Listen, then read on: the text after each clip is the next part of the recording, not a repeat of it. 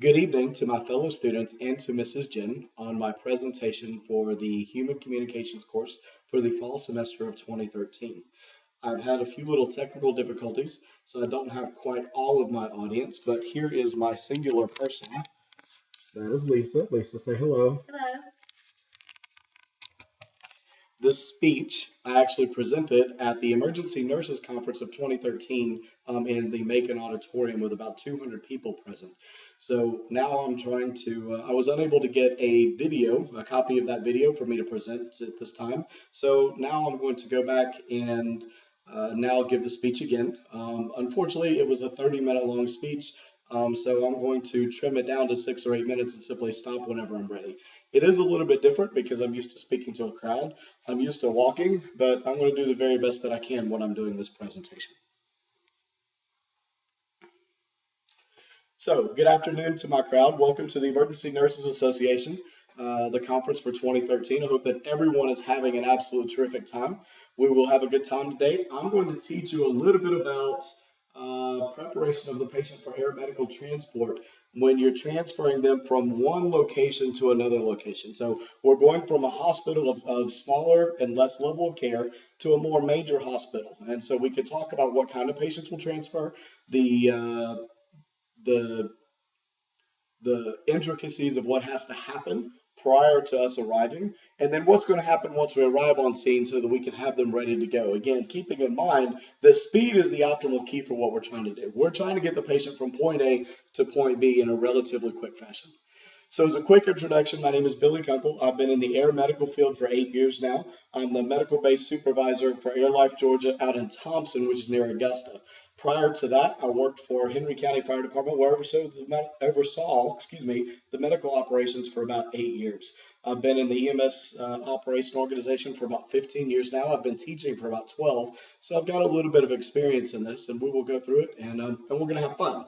So my goal today is to be two things. One is educational. I want to be informative. I hope everybody gets something out of it. Two, I want to be a little bit entertaining. I don't like to sit here and just have death by PowerPoint. So have a good time. Talk to me a little bit, and we'll see where we can go from there.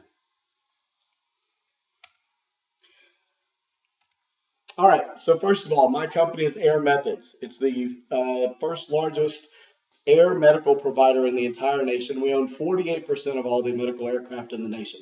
It's actually the fourth largest airline. And so we're pretty good at it, or so we like to think. And we have 12 bases all across the state. Griffin, Gainesville, we have them all the way from Jasper all the way down to Valdosta, and then from Carrollton in the west portion of the state all the way over to where my base is in Augusta. So we very well have an umbrella across the state of where our bases are located at.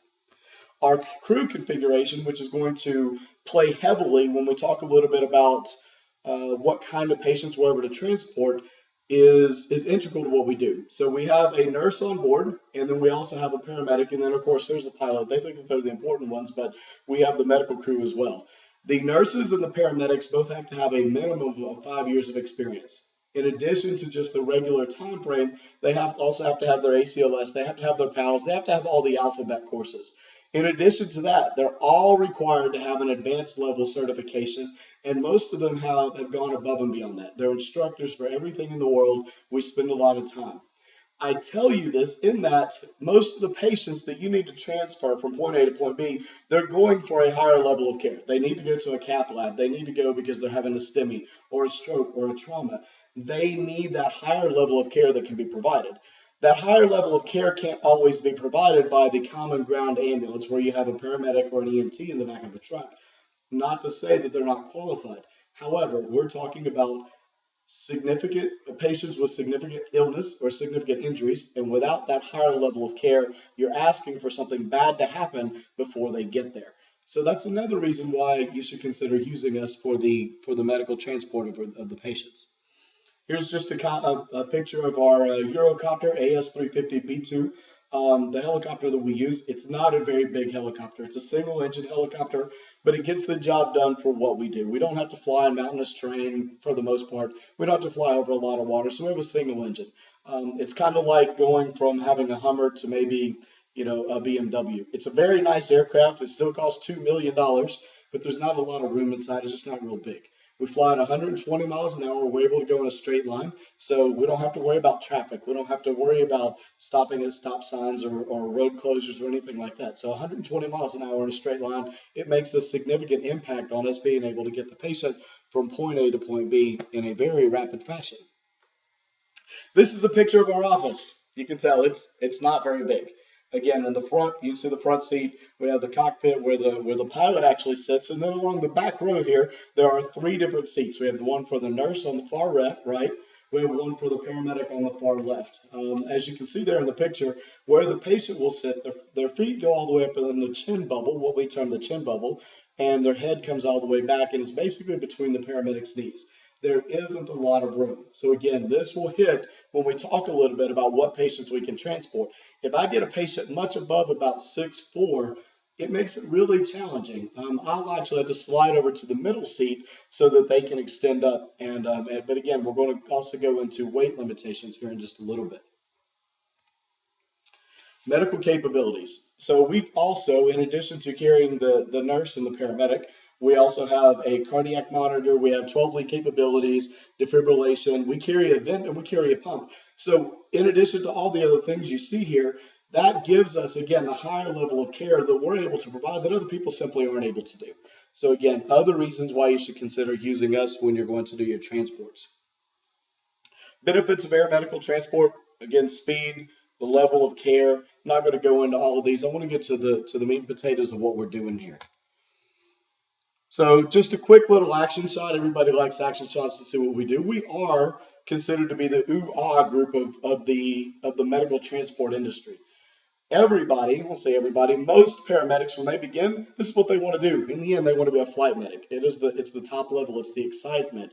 We have the sickest patients in the world. So we get to have these cool little action shots, and everybody gets to get involved and say, wow, how awesome is that? So what patients do we want to transport out? So the first group we're going to talk about are traumatic brain injury patients. A lot of the local hospitals, they will get these patients brought to them quickly, but they don't know what to do with them once they get them there. So we'll get them stabilized, and we can transfer them out and get them to where they need to go in a rapid fashion. The number 2 patient that we can talk about is just the trauma patient. So you can see we got some pretty cool pictures here of patients, with one with an impalement, one with his legs almost amputated. These are significant patients. The only thing that's going to help them is an OR. And a lot of these smaller rural facilities, they simply do not have that capability. So we need to get them there in a rapid fashion. Number 3 are CVAs or stroke patients. Again, they need to go to a stroke center where they have a neurosurgeon, where they have a neurologist, where either they can go in and put in a bolt and open up and allow pressure to be relieved from the brain from a subarachnoid bleed, or we need to go in and put in a cath so we can go in and actually suck out the clot so again we can have a better outcome. Everybody knows time is brain in this fashion, so we need to make this happen quickly. The third group of patients that I would like to talk about are STEMI patients. STEMI being ST elevated MI, or patients having a heart attack. Those patients, again, time is muscle. We have to get them to the cath lab, get them opened up as quickly as we possibly can. So again, another reason why we can be involved here. And then other patients that simply require a higher level of care. Vents, pumps, expertise, again, things that we can do that other people can't do.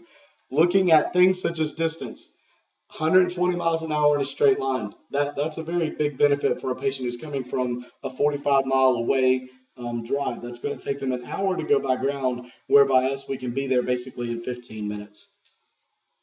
And then again, also considering time of day. What does traffic look like going from Riverdale to Atlanta at 8:30 in the morning, 7:30, 8 o'clock in the morning? Traffic is horrible. If we can fly over it, then it makes a much better scenario for the patient. So my recommendations, let me give you those right now, and then I'm going to hold up for the balance of this video, is first of all, call early. Most patients that come into the hospital, you recognize very quickly, this patient has to go to a higher level of care. So get them there quickly. But call us right away. You don't have to get acceptance. We can call. Call us. We'll get it route. We can help you get acceptance. We have agreements with a lot of these larger hospitals that will allow us to get the patient there quickly. Again, time is muscle, time is brain, time is whatever. The goal is rapid care for the patient. It also allows us to do weather checks and make sure that we can get there safely. And if not, go ahead and give you a heads up so that you can arrange other transport in a rapid fashion. Mrs. Jen, I'm very sorry. This is going to be the balance of my presentation today. I hope that you enjoyed it. Thank you very much for your time. You've been an awesome instructor, and I've truly enjoyed being in your class. Thank you.